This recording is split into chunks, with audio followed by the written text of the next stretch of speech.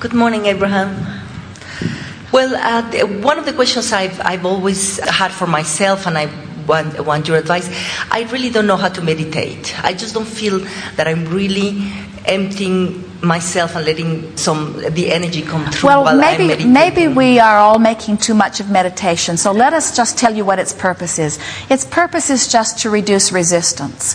And sometimes you find meditation even when you are arranging flowers. And so it is enough for you. In other words, meditation, from our perspective, the purpose of it is to reduce resistance. And the reason we teach it is because it's easier to teach most of our physical friends to have no thought than to have a pure positive thought.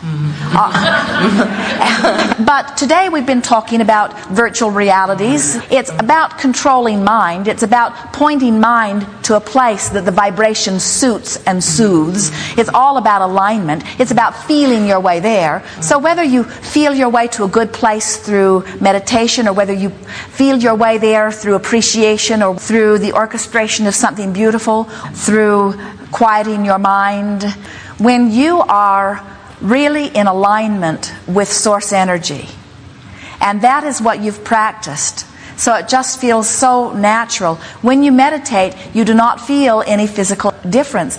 For years, as Esther is bringing Abraham, for years she sat. She didn't even believe she could stand, because the swooning sensation of the Abraham energy was so different from her vibrational countenance that it set her off balance. She was afraid she would fall off the platform. She, even today, always stands herself and puts her legs apart, sort of locks her knees, leans against the podium, getting ready to blast off, so to speak. However, these days, as the Abraham energy dominates her vibration, there is very little difference on a normal day from what her vibrational countenance is. So the swooning sensation has subsided because Esther's normal vibration is closer to the vibration of Abraham, you see.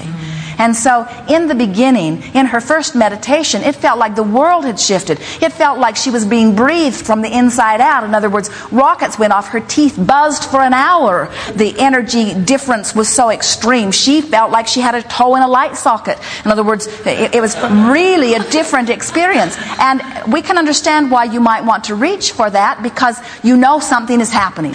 But at this stage of your evolution, with all of the thoughts of positive well-being and all of the deliberate creating that you've been doing, and all of the listening and reading to things that are a vibrational match to your source, you just don't have that vibrational variation anymore. And so you're not going to get those strong sensations.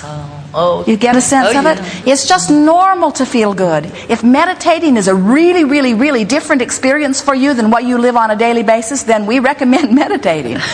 And there are those that say that you should meditate every single day. And we think it's a good idea in the beginning of your process, because your alignment with your source is a progressive thing. Just like this going to a virtual reality and feeling good is a progressive thing. The more you do it, the more tendency you have to do it. Here's a good new definition for meditation.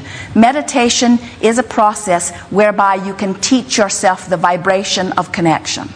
That's why we would meditate, to make the vibration of connection a familiar feeling vibration. But think about what we're saying.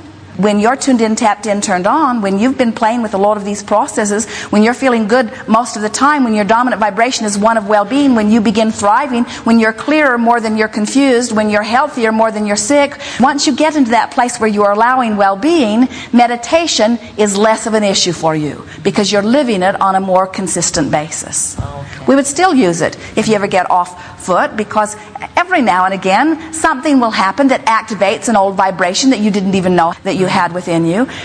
And there are those that would say, well, we need to get in there and get rid of that or change those beliefs. And we say, you really don't. You just have to, when you find something activated that doesn't feel good, you have to find a way to deactivate it. Meditation is a good process for deactivating a vibration of resistance.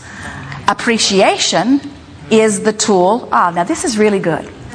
We're going to talk about deactivation in a new way here, because we've been saying to you, you cannot deactivate something. You have to activate something else. So meditation is a quieting of the mind, which is causing a deactivation of any vibration that might be hindering. But in meditation, Are you not reaching for something else? In other words, you're reaching for the connection.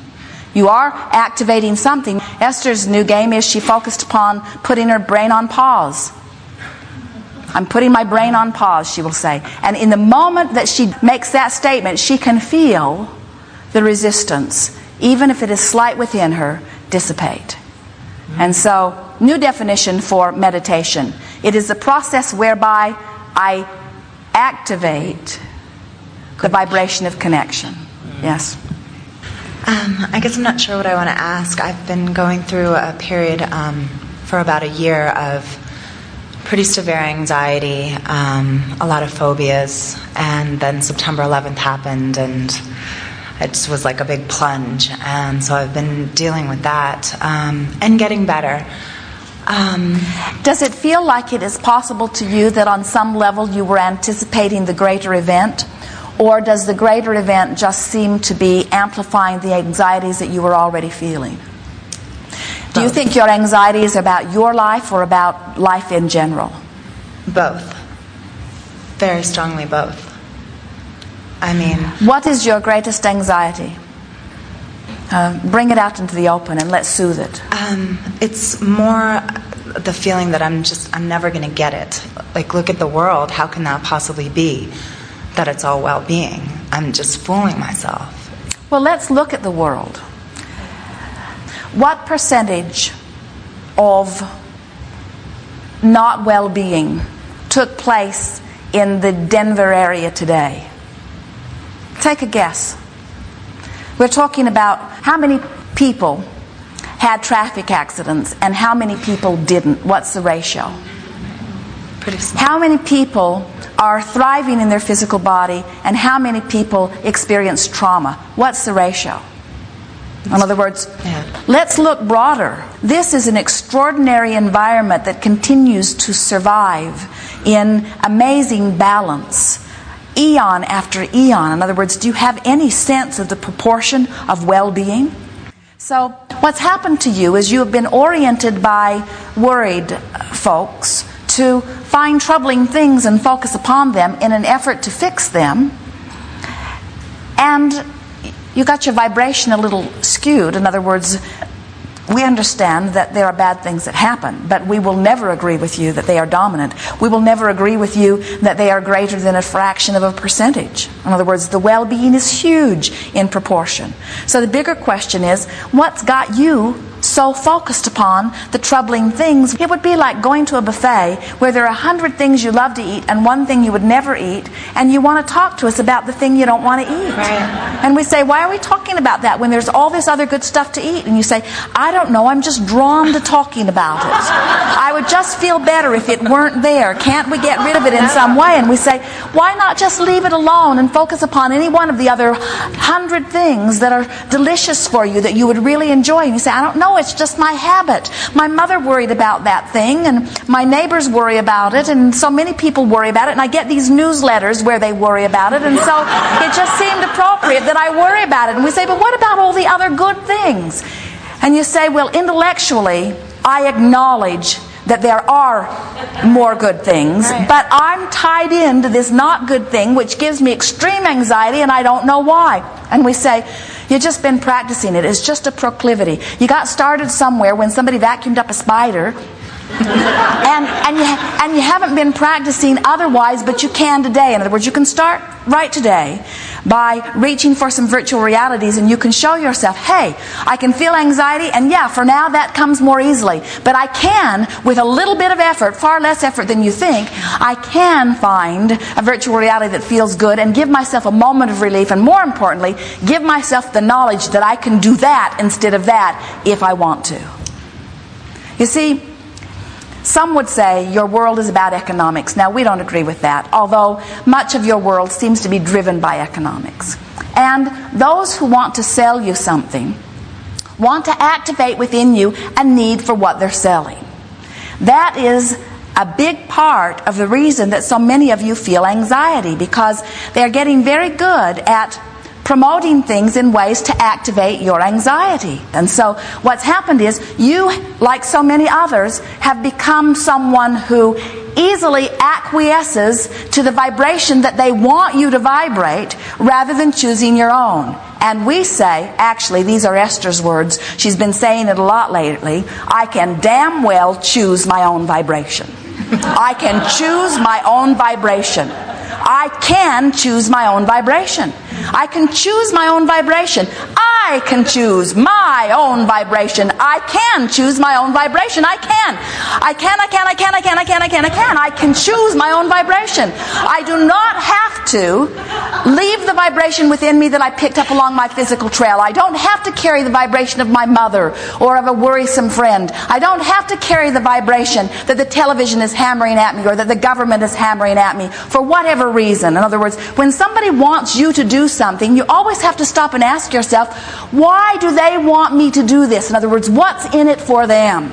And when you begin to look at things in that way, you begin to understand that you get to choose your own vibration. You're very good at it.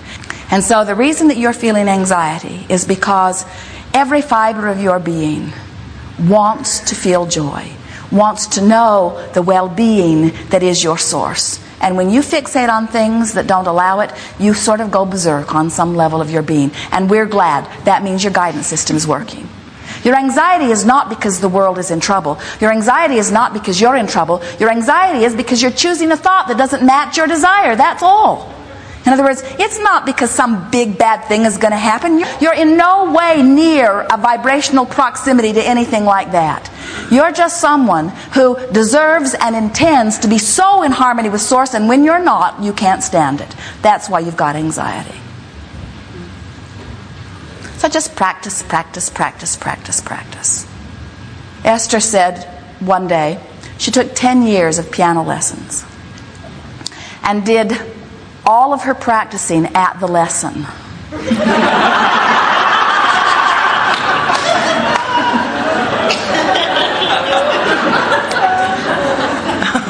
And her piano teacher was very loving. They really liked each other, and that's why her piano teacher allowed it. And Esther got pretty good. In other words, once a week, half an hour, you can get quite a bit done. And sometimes we think that you all do most of your practicing at the lesson, in other words, and we want you to put your own hands on the keyboard. In other words, we want you to show yourself that you can feel good by conjuring your own thought. And once you've done that for a few days, you'll be free. You'll be free of all anxiety. Because we can feel that you believe us. We can feel that you believe that well-being abounds. We can feel that you believe that you have the ability to conjure a vibration. And we can feel that you understand the art of allowing. In other words, we think everything's intellectually lined up for you. We just don't think you've practiced it enough that you feel confident to go out and play a serenade for someone. Right. Yes. I don't feel confident. Like you say, your emotions are your guideposts. And when I feel anxious, I don't know if that's just the anxiety or if that's my intuition trying to tell me something. Well, what it always is, negative emotion, whether you call it blame or guilt or anxiety or fear, doesn't matter what you call it, negative emotion always means the same thing. You are focused on something that doesn't match your desire. Sometimes a person will say, I am too sensitive. And we say, it's like someone saying, my hands are really sensitive and it's painful for me to put them on the hot stove. And we say, we don't think sensitivity is your problem. We think your problem is you've got your hands on the stove. You see. And so, bless that anxiety. That is sensors. In other words, that's a very good sign. What it's saying is, don't think this thought. This thought doesn't line up. It's saying, you would do well to deactivate this thought. You do not have to face reality. Some of reality is painful. Don't go to the painful parts of reality. And as you show yourself that you can feel good by pointing over there, and that you feel bad by pointing over there, and that you can point over there, then more and more you point over there, and anxiety goes away. Your anxiety is not warning you of something to come. Your anxiety is alerting you to a vibration that's happening now. You have power now. So just think about your hand on the stove, and just laugh about it and say, I can take my hand off the stove. And as you practice this just a little bit, you'll feel your confidence come.